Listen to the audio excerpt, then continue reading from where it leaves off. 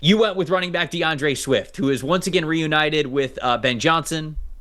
Not sure that's the best thing in the world because felt like Ben Johnson was okay getting rid of him when they were together in Detroit. But DeAndre Swift now with Ben Johnson again in that offense. What do you think about him being that bounce back candidate? Well, they didn't take a running back very high in this draft, so he must be at least content with Swift's presence there. And I'll tell you, it's funny because he didn't play a whole lot, and they were content to get rid of him. But when he did in 2022 under Ben Johnson as his offensive coordinator, career-high rushing grade, career-high yards per attempt, career-high yards after contact per attempt, career-high missed tackles forced per attempt, just all of it. It was actually in a small sample the best that Swift has ever run the football. So if you get that this year, and even if it's, say, 50-50 with Roschon Johnson or Kyle Monangai has kind of worked in there, Swift at least does know the system, and we've seen him have success in it before, and it's very clear with the offensive line rebuild that this Bears team is going to want to run the football. There's no question about that. That's Ben Johnson's identity first and foremost. Get in the run game, get in the play action game, and I think, look, they didn't take it. We expected them to take, maybe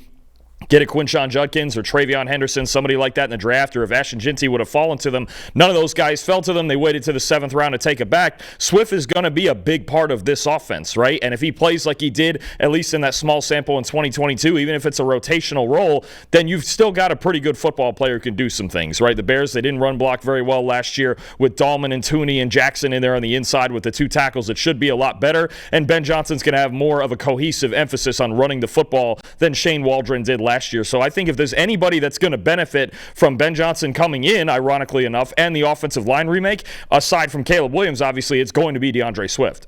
I'd throw Austin Booker in there as well, and he's a little bit of the same conversation what we were talking about with Xavier Legette, where it's like, all right, bounce back from what? He's just a rookie last year, but I think he struggled. I think that he struggled throughout the draft season trying to figure out what the ideal weight was for him, how much weight he wanted to have on his body. Did he want to be a little bit stronger? Did he want to continue to have a little bit more agility, be lighter on his feet? So I'm hoping that he kind of went through this offseason. It's like, okay, I've now gone through all right, I've been a little bit heavier, I've been a little bit lighter, because there were concerns that he didn't have enough weight when he was at Kansas. But at Kansas, he had an 80.1 pass rushing grade, and he was a really good pass rusher, even just as a redshirt sophomore and in his first year as a starter. So I think he was really trying to figure out what was best for him as a rookie.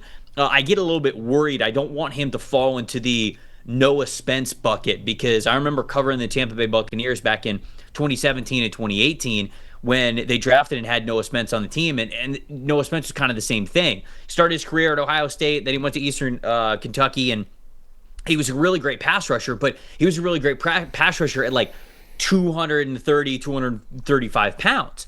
And so he gets to the NFL, and he's like, okay, I got to get way bigger. And they beef him up all the way to like 250, 255, somewhere between that. And he then just wasn't explosive. And so then it was this weird mix of like, okay, well, when I'm a lighter weight where I'm more comfortable, I'm not powerful enough. When I'm near 250, like I'm not quick enough. And so he sort of got in this no man's land if he was not able to find a comfortable home weight where he felt the most confident when it came to a speed and strength combination.